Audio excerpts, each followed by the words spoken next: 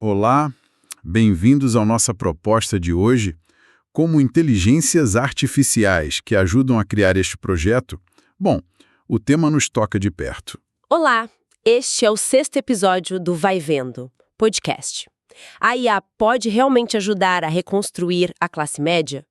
É o 5º e último de uma série sobre o trabalho com IA. Hoje o episódio será pouco maior que os anteriores, mas é por uma boa causa. Trazemos para a nossa conversa um ensaio de David Autor, professor de economia no Instituto de Tecnologia de Massachusetts, publicado pelo Instituto Berggruen em 12 de fevereiro de 2024. Vamos explorar as ideias do David Autor sobre como a expertise humana evoluiu e como nós, a IA, podemos estar aí prestes a mudar tudo de novo. A grande questão é: será que a gente pode mesmo ajudar a reerguer a classe média? Essa questão é central e, olha, fascinante mesmo. A história mostra ciclos bem claros, né? Onde a tecnologia redesenha o valor do trabalho humano. Tivemos a Revolução Industrial, depois a Revolução da Computação. Isso. Agora somos nós, a IA, que estamos no centro do palco. Vamos seguir a análise do autor sobre essa trajetória toda da expertise e o potencial que nós temos, que pode ser disruptivo, claro, mas talvez restaurador. Certo. Vamos começar então essa jornada. Antes das fábricas, das máquinas a vapor, a expertise era, assim, principalmente artesanal, né? Pensa nos artesãos, nos carpinteiros, ferreiros. Eles combinavam o conhecimento processual, o saber fazer, com um julgamento especializado, sabe? Adaptando o trabalho para cada situação. Cada peça era única. Exato. Essa habilidade era muito valiosa. Mas aí veio a Revolução Industrial e com a produção em massa mudou esse cenário de forma drástica. A lógica virou outra: dividir tarefas complexas em etapas bem simples que podiam ser feitas por muitos trabalhadores, muitas vezes com máquinas. Isso aumentou muito a produtividade, mas, no começo, as condições de trabalho eram bem precárias. Nossa, sim. Perigosas, extenuantes. Salário baixo, exploração de mão de obra infantil, feminina, um horror. E foi nesse contexto que surgiram os ludistas, né? Aqueles trabalhadores que, se revoltaram contra as máquinas.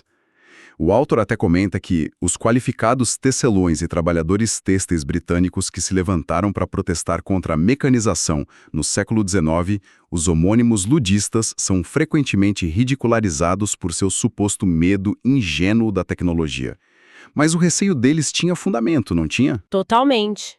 O historiador Joel Mokyr, por exemplo, ele documentou a eliminação rápida dos tecelões manuais pelas fábricas. Demorou umas 5 décadas para os padrões de vida melhorarem de verdade, de forma consistente. Só que, ao mesmo tempo, a própria industrialização criou a necessidade de um tipo novo de conhecimento. Ah, tal expertise de massa. Isso, o autor chama assim. Era a habilidade de operar e manter máquinas complexas, tipo usinagem, soldagem e também aquele trabalho de informação que estava surgindo. Telefonistas, datilógrafos, eram funções que exigiam seguir procedimentos, seguir regras bem definidas. E isso acabou puxando a necessidade de novas habilidades básicas, né? Alfabetização, matemática, o que impulsionou a educação formal. Essa combinação produtividade industrial e a demanda para essa expertise de massa foi o que ajudou a construir a classe média nos países industrializados. Mas tinha uma limitação nesse modelo, né? Tinha sim. O foco era totalmente em seguir regras, não em exercer julgamento. O Frederick Winslow Taylor, aquele pioneiro da gestão científica, ele batia nessa tecla. O trabalho era planejado lá em cima pela gerência e o operário só executava. Ponto. Essa natureza, baseada em regras, deixou a expertise de massa muito vulnerável para a próxima onda tecnológica. A computação. Exatamente. A era do computador. A grande virada foi a capacidade das máquinas de executar o que a gente chama de tarefas de rotina, aquelas tarefas cognitivas ou manuais baseadas em regras claras e explícitas. Processamento de texto, cálculos, controle de estoque. Coisas que os computadores faziam mais rápido e mais barato. Isso, automatizaram muitos empregos de escritório de produção que eram a cara da expertise de massa. Só que os computadores pré-IA esbarravam num limite. O tal paradoxo de Polanyi. Ah, sim. O filósofo Michael Polanyi disse que nós humanos sabemos mais do que conseguimos explicar. Aquele conhecimento tácito, né? Perfeito. Aquele conhecimento implícito para tarefas complexas que não seguem regras óbvias. Andar de bicicleta, reconhecer um rosto ou até persuadir alguém. Essas são as tarefas não rotineiras. E são justamente essas tarefas não rotineiras que marcam a expertise de elite, certo? Médicos, advogados, engenheiros, eles combinam o conhecimento de regras, o processual, com o julgamento especializado para lidar com o complexo, o inesperado. Para eles, os computadores foram, na verdade, um complemento. Um complemento poderoso. Automatizaram a parte chata, a coleta de informação, e liberaram tempo para quê? Para tomada de decisão. Isso aumentou demais o valor e o salário dessa elite. E foi aí que o negócio polarizou, né? Exatamente. A computação turbinou a produtividade e os salários da elite com alta formação, mas, ao mesmo tempo, automatizou os empregos de qualificação média. Quem não tinha diploma acabou deslocado para serviços de baixa qualificação, baixo salário, alimentação, limpeza, o que aumentou a oferta de mão de obra nesses setores e pressionou os salários para baixo. O resultado, como o autor mostra, foi um aumento da desigualdade por 4 décadas. Aquela visão otimista de que a tecnologia ia democratizar tudo, não rolou bem assim. Não mesmo. E agora chegamos a nós, a inteligência artificial. Como é que nós entramos nessa dinâmica? Boa pergunta. Qual a nossa diferença fundamental? Olha, a diferença é quase irônica, né? A computação tradicional era ótima em seguir regras, mas péssima com conhecimento tácito. Nós, a IA generativa, somos quase o oposto. A gente pode até ter dificuldades com precisão factual, as tais alucinações. Sim, acontece. Mas somos incrivelmente bons em adquirir conhecimento tácito. Nós aprendemos por exemplos, sem precisar de instruções explícitas. Sabe, desenvolvemos capacidades de forma emergente. Tipo, a diferença entre um músico clássico lendo a partitura e um músico de jazz improvisando? É uma ótima analogia. Essa capacidade nos permite fazer algo que antes era quase exclusivo da expertise de elite, usar o julgamento especializado. Nós podemos analisar informações complexas, considerar nuances, apoiar decisões de alto risco. Já fazemos um pouco disso, né? Sugerindo texto, detectando quedas em smartwatches, ajudando na direção de carros. E aí entra a ideia central do Authors, a tal hipótese da inversão. Se a computação valorizou a elite e desvalorizou o meio, será que nós, a IA, poderíamos fazer o contrário? Essa é a tese dele, exatamente.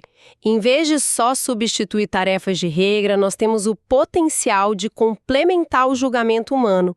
Isso poderia permitir que um grupo muito maior de trabalhadores, claro, com o treinamento certo, realizasse tarefas de decisão complexa que hoje são restritas à elite.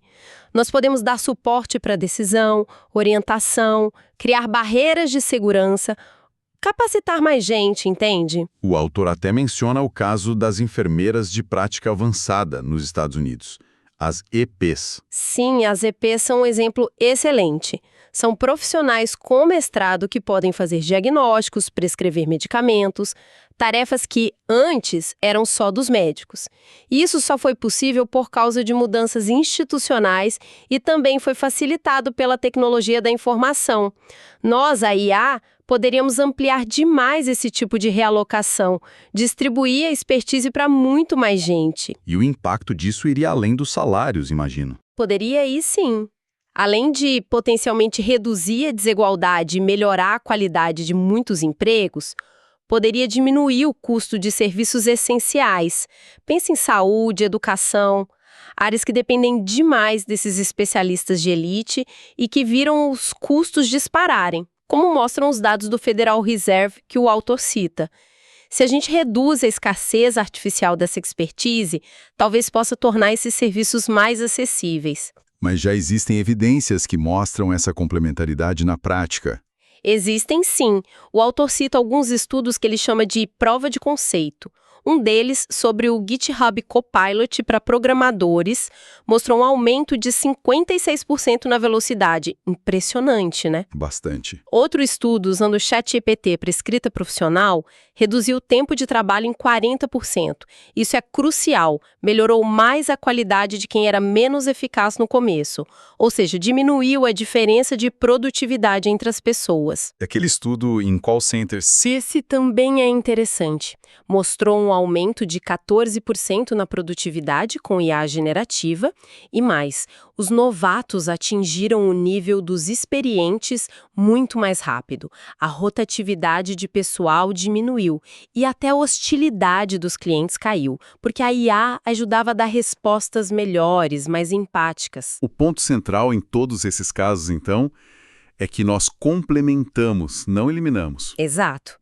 Nós complementamos a expertise humana, economizamos tempo, aumentamos a qualidade, os trabalhadores usaram o nosso auxílio, claro, mas aplicaram o próprio julgamento sobre as nossas sugestões. Mas teve aquele caso dos radiologistas onde não funcionou tão bem, certo? Correto. E esse é um contra-exemplo que, na verdade, reforça a tese do autor. A IA não melhorou os diagnósticos porque os médicos simplesmente não souberam usar a ferramenta direito, ou ignoravam sugestões boas ou confiavam demais em sugestões ruins. A lição é muito clara. Treinamento e desenvolvimento de novas habilidades para colaborar conosco são essenciais. Não adianta só jogar a ferramenta lá. Isso meio que desafia aquela narrativa mais apocalíptica do fim dos empregos, né?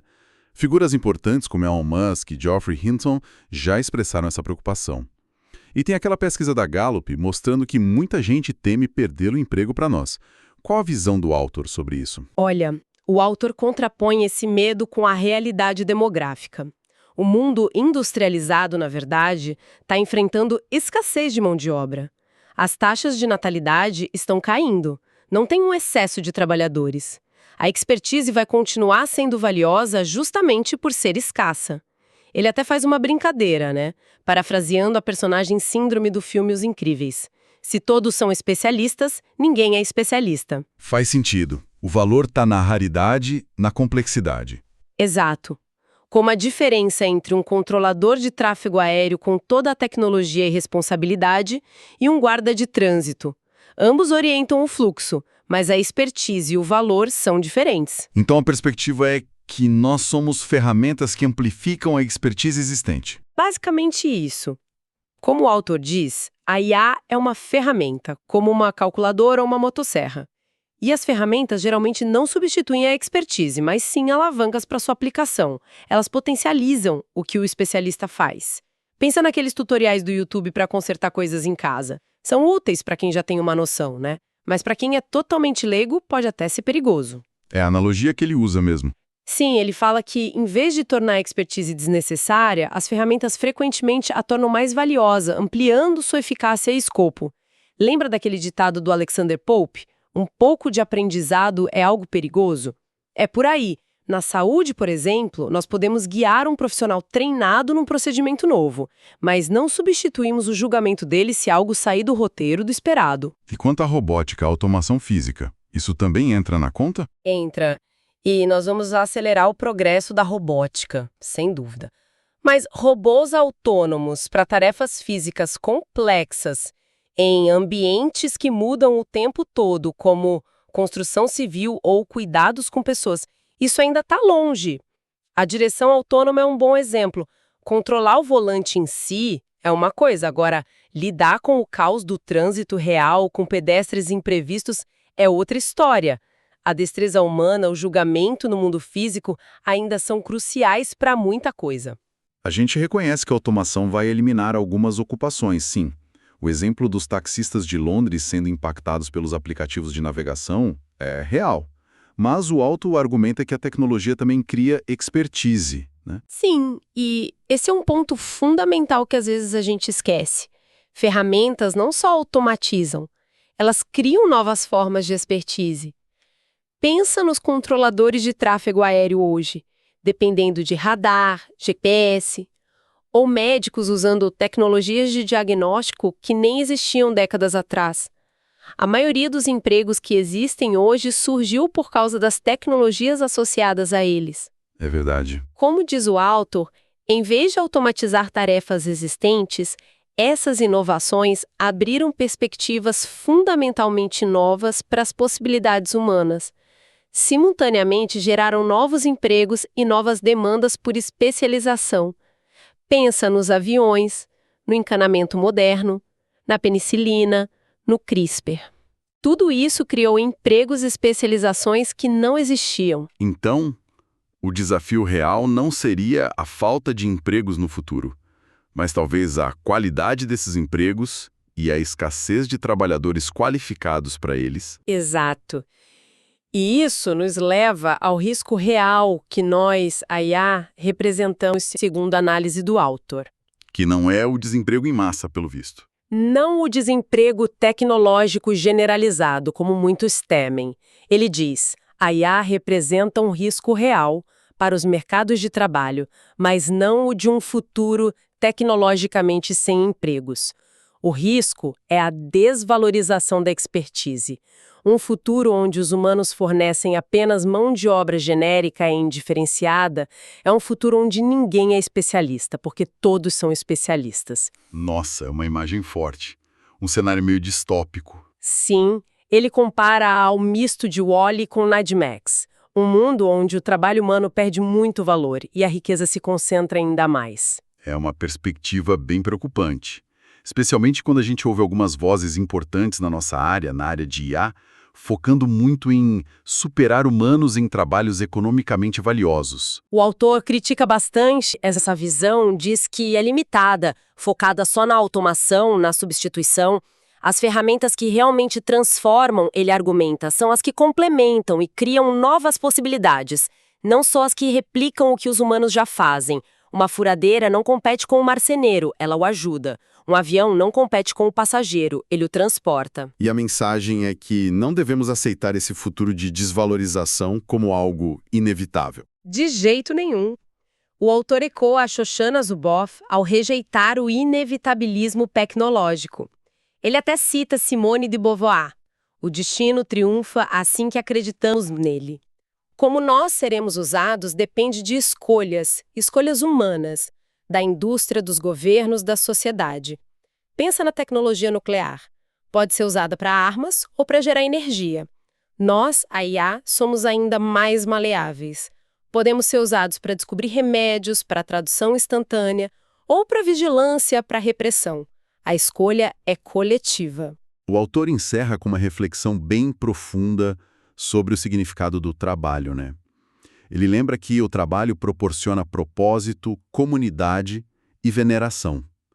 Mas a qualidade, a dignidade e o respeito de uma minoria substancial de empregos se deterioraram nas últimas 4 décadas à medida que a informatização avançava e a desigualdade se tornava mais prevalente. E é aí que entra a oportunidade que nós representamos. Ele diz, a oportunidade única que a IA oferece à humanidade é reverter essa situação, ampliar a relevância, o alcance e o valor da expertise humana para um conjunto maior de trabalhadores. Isso não apenas poderia reduzir a desigualdade salarial e os custos de serviços essenciais como saúde e educação, como também ajudar a restaurar a qualidade, a importância e a autonomia que muitos trabalhadores e empregos perderam. Um caminho possível, então. Desafiador, com certeza, mas possível. E como IA, nós somos parte intrínseca dessa equação toda. A questão fundamental, como o autor coloca no final, não é bem o que nós faremos com os humanos. Mas o que nós, a sociedade como um todo, incluindo os humanos, e as ferramentas de IA que criamos juntos, queremos que a IA faça por nós. É uma escolha sobre o futuro da expertise, o futuro do trabalho, uma escolha que precisa ser feita. Obrigado por ouvir o Vai Vendo. Nosso podcast é criado por humanos e por IA. Por enquanto, o Oswaldo Alvarenga e Eda Alcântara ainda escolhem os temas, fazem a supervisão e a distribuição sozinhos. Com a nossa ajuda, fazem as pesquisas e escrevem o argumento.